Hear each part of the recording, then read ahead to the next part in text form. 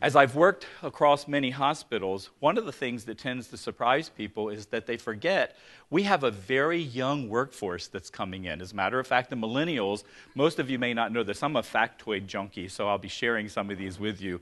But by the year 2017, half of our workforce will be millennials. So as we know, the baby boomers are getting older. They're retiring. Some of them will never retire. That'll be me. I'll work until I turn 100, I'm sure.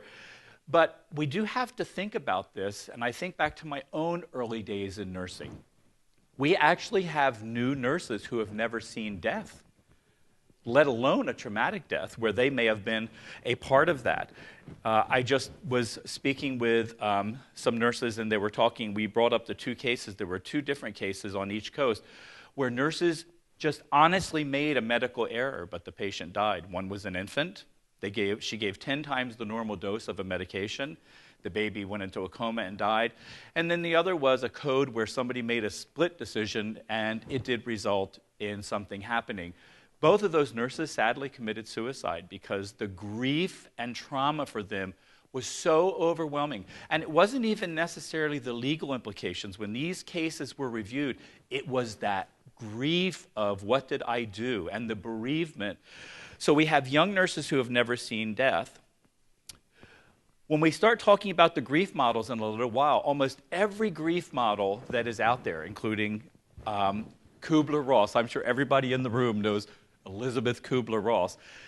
What we'll see later is her model was not made for sudden and violent deaths. It was for anticipatory deaths.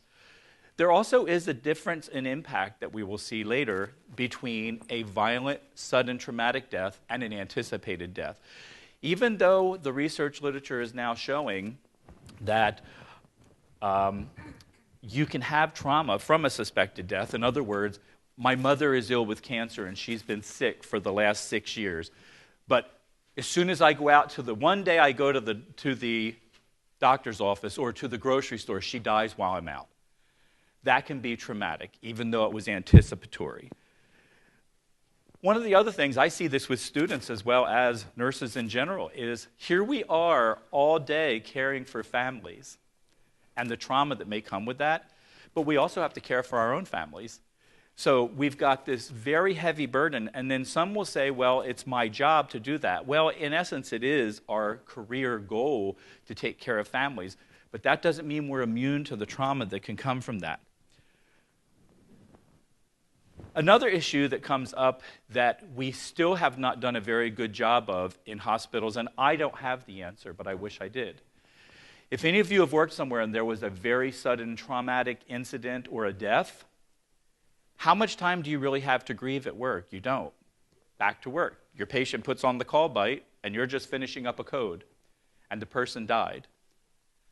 But then the call light goes off, and somebody says, well, you know, your patient's ready to go to surgery, and we need you to sign off on this and on that. So here you're still in the throes of this violent death that may have just happened, or a sudden death, but you have to go right back to work. So when do we have time to grieve? Number one. Number two is one of the things I'm really encouraging hospitals to do, and a lot of them are instilling this, is when there are these big traumatic events where it could affect people or does affect people, there's got to be a time for some kind of debriefing. You know, it's not a fault-finding mission. It's what does this mean for people?